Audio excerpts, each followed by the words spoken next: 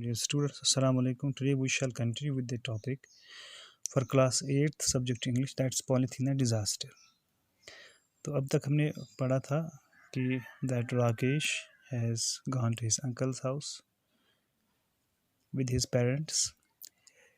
When he reached uncle's home, he found a heap of polythene outside the house which was stinking badly. So he covered his face and rushed into his uncle's house. After that, a bundle of questions came to his mind. He asked these questions to his uncle Rakesh. So we discussed the introductory part of this. Today we will continue with this interaction that is going on between Rakesh and his uncle. So let's start. तो अब तक हमने पढ़ा था कि जो राकेश है अपने अंकल के यहाँ गए हैं.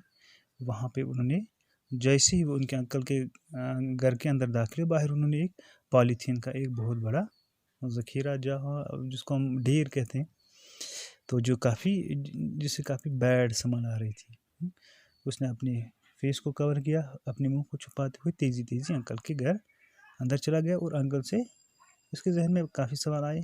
पहला सवाल उसने किया, अंकल से कहा कि बाहर इतनी why is there so much of stink, इतना बदबू क्यों बाहर से आ रही है. तो उसके बाद अंकल ने उसे जवाब दिया कि ये क्योंकि पॉलीथीन बैग्स है, उनमें काफ़ी डर्ट है. तो फिर राकेश ने कहा ये पॉलीथीन क्या है. उसके बाद राकेश ने उसका जवाब दिया that it's a tough flexible substance that is polymerising ethylene. उसी से प्लास्टिक बैग्स, कंटेनर्स वगैरह बनते हैं. राकेश के जहन में और एक सवाल आया, हु डिस्कवर्ड इट. तो राकेश के अंकल ने उसे जवाब दिया कि it was discovered by a German scientist named Hans von Pechmann. तो एक्सीडेंटली उसने पॉलीथीन को he was working with something else. Accidentally he found a waxy residue at the bottom of his test tube.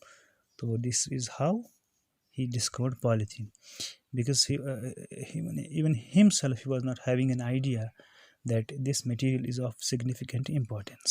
तो इस material की importance आने वाले दिनों में या आने वाले वक्त में इतनी बढ़ेगी कि एवरीडे लाइफ में ये यूज़ होगा. ठीक.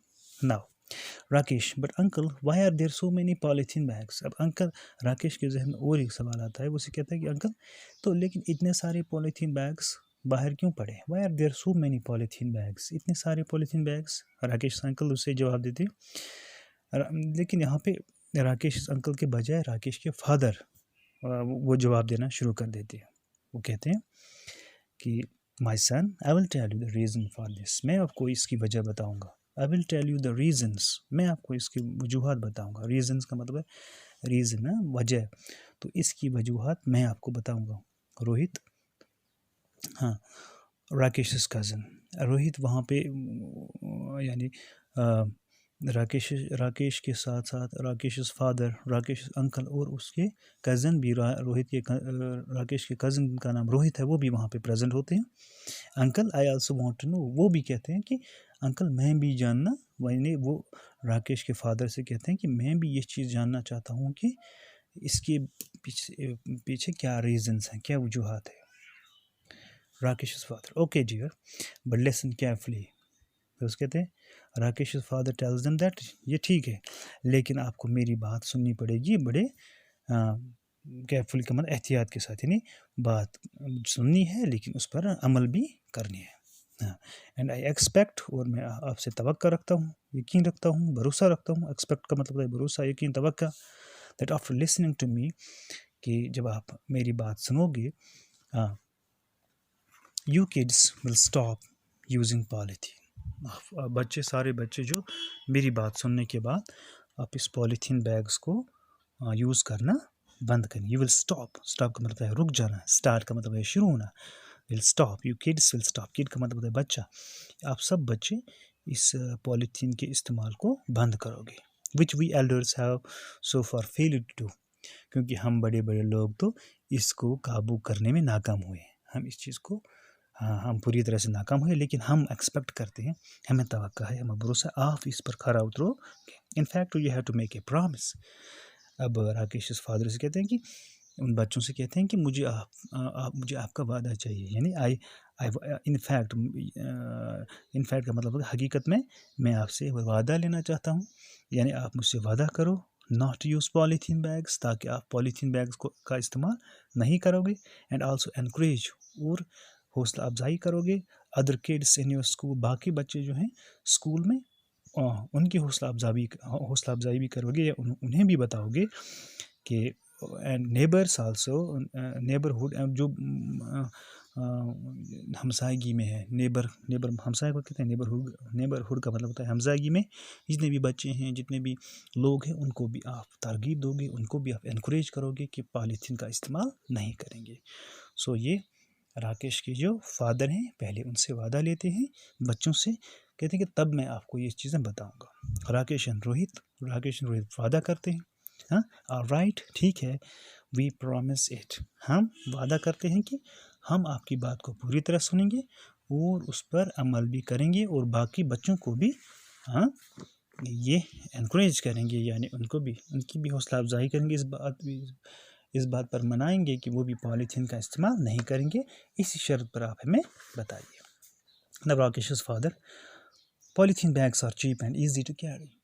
देखो पॉलीथीन की ढेर आपने बाहर देखी, क्योंकि ये क्या है, ये काफ़ी हल्के हैं, आप उनको मतलब जब आप कोई चीज़ लाते हैं तो पॉलीथीन का बैग जो होता है वो हल्का होता है, और दूसरी बात है कि वो काफ़ी चीप भी होते हैं, सस्ते भी होते हैं, आसानी के साथ उनमें चीज़ें भी आप एक जगह से दूसरी जगह ले जा सकते हैं।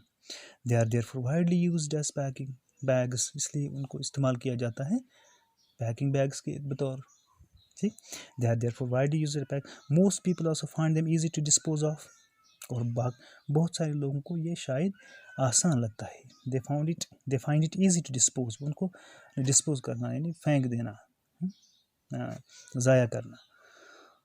After use they are very light and can be easily thrown away, क्योंकि जब आप पॉलीथीन का बैग इस्तेमाल करते हैं उसके बाद आपको आसानी होती है उसको फेंकने में।